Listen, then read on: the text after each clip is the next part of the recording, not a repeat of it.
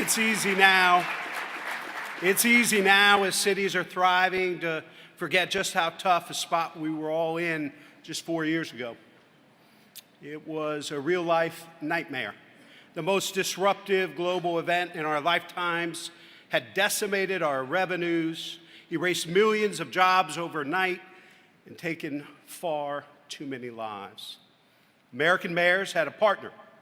Working hand in hand, President Biden led the most productive 4 years for American cities in our history.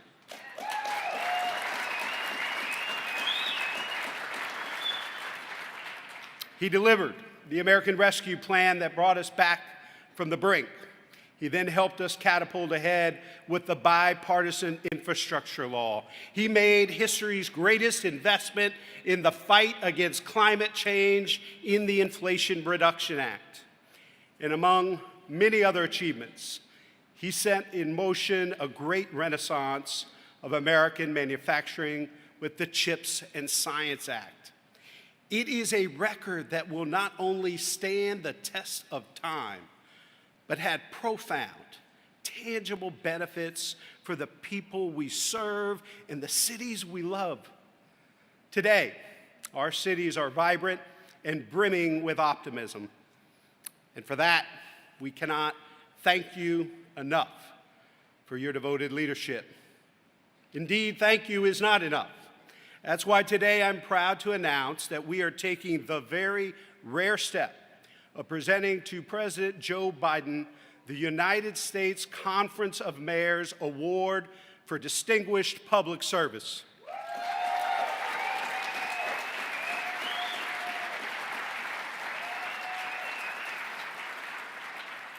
This is our highest honor, and there's no more fitting recipient than President Biden.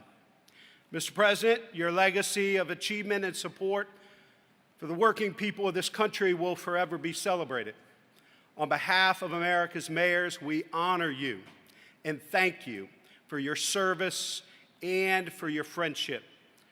Ladies and gentlemen, the President of the United States, Joseph R. Biden.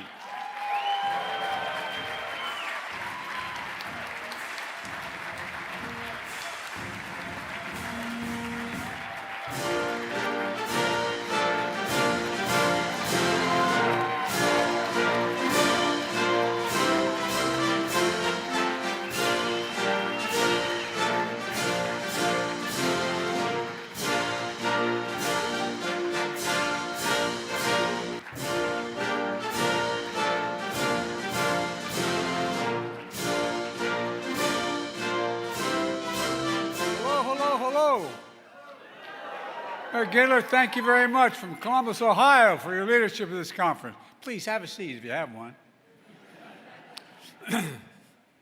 Thank you, Tom Cochran, for your remarkable stewardship of the U.S. Conference of Mayors for decades. I want to give a special thanks to his wife, Clarita, who I just met. She's running around here, feeling after she broke her hip. You good, doing well? Anyway, Tom, you and I have something in common. We both married way above our station. To my hometown mayor, John Carney. John, where are you, out there? Wilmington, Delaware.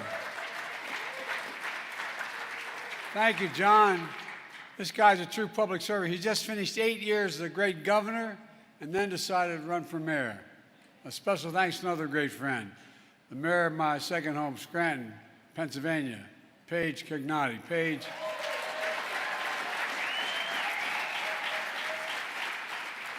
It's an honor to receive this award.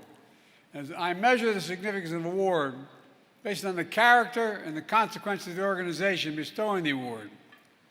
The U.S. Conference of Mayors is an organization of character and consequence. And thanks to all of you for your partnership and the progress we made together these 4 years. I must say, a big reason we got so much done is because all former mayors have served in my administration. Steve Benjamin, Pete Buttigieg, Marcia Fudge, Keisha Lance Bottom, Mitch Landrieu, Tom Vilsack, Marty Walsh, and thanks to Tom Perez a guy like me who has been my point person for all of this, but he's a county guy. That's tougher, man. I don't know, man. This is one of the last events that I'll be doing as president. The reason I chose to be here is because of the first thing that I did as president was to speak to this conference. You know, as many of you know, maybe you weren't here then, but many of you know, I started my career as a local councilman. I only ran for the Senate because it was too damn hard being a local councilman.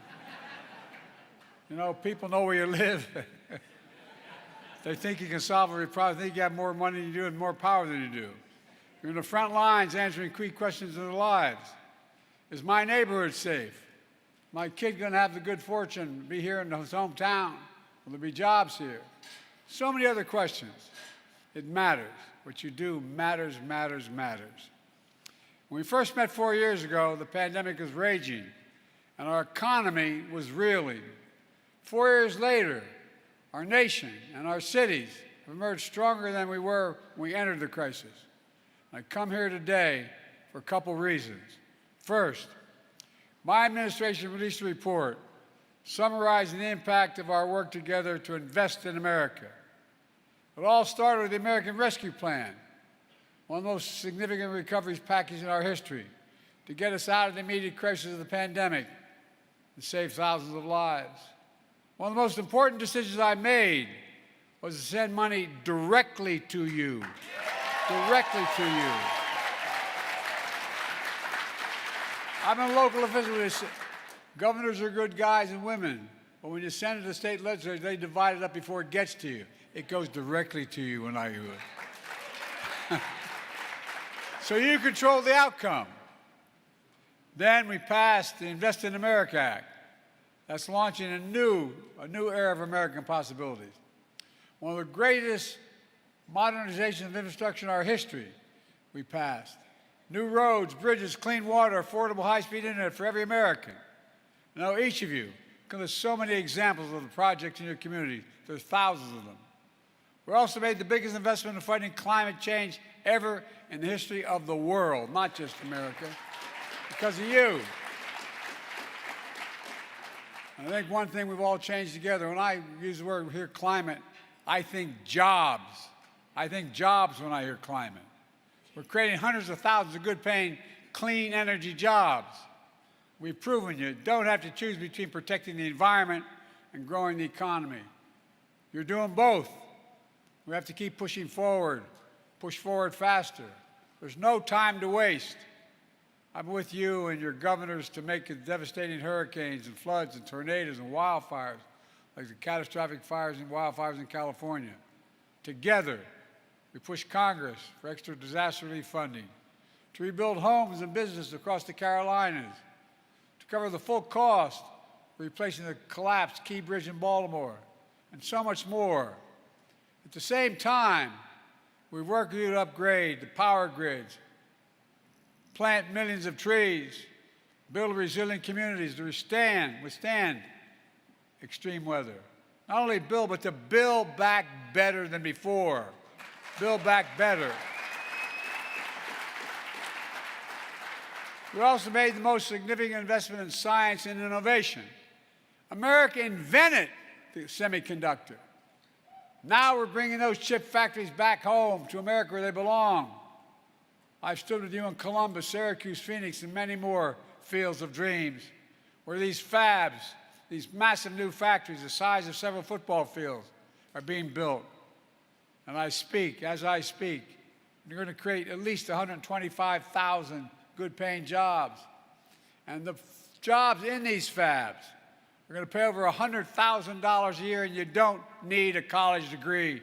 You don't have to move from your hometown. You can stay where you are. If I could pause a minute, you know what's going to happen as well? When you build these factories, they're going to have to build more barbershops, beauty salons. I'm not joking. They're going to build grocery stores.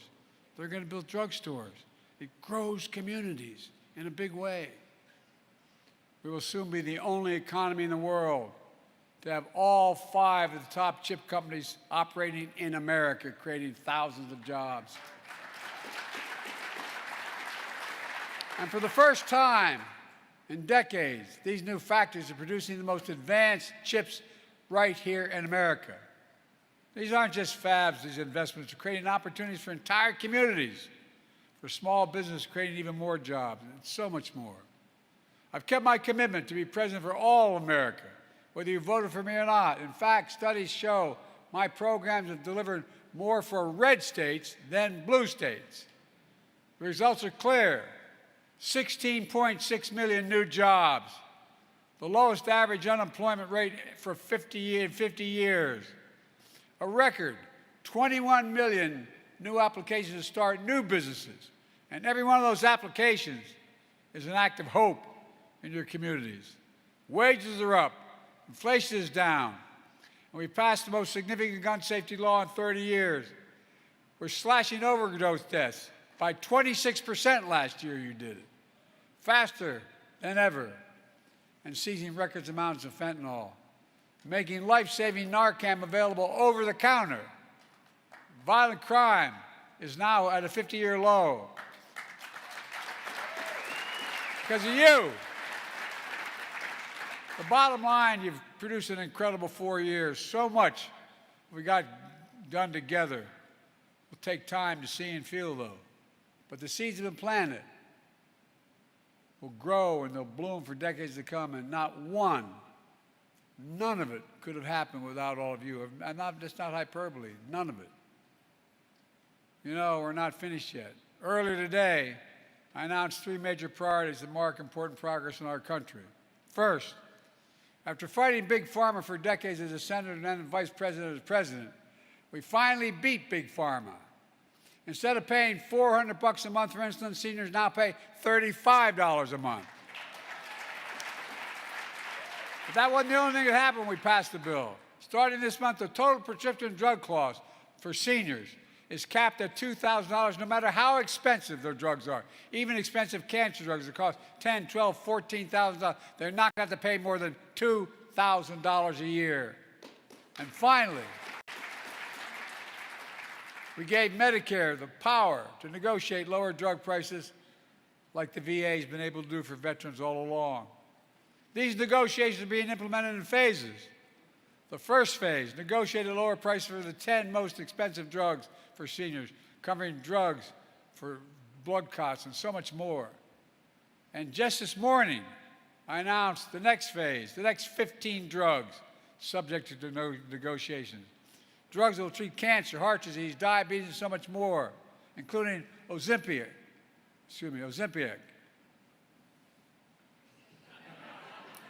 Hard to say. But it really is an incredible drug. These reforms just don't save seniors money. They save the American taxpayer $160 billion. The taxpayer over the next decade. Why? That $160 billion in Medicare is saving for negotiating lower drug prices in Big Pharma doesn't have to be paid out by the government. $160 billion. Second, just over 100 years ago, a pioneering group of women proposed the Equal Rights Amendment to enshrine the principles of gender equality in our Constitution. Throughout my career, I've been clear, no one should be discriminated against based on their sex. And in order for the amendment to be ratified, it requires 3/4 of the states to ratify it. That benchmark was passed when Virginia ratified the ERA a few years ago.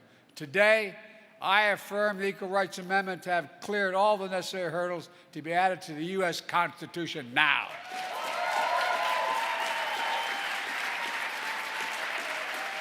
The Equal Rights Amendment is the law of the land now. It's the 28th Amendment to the Constitution now.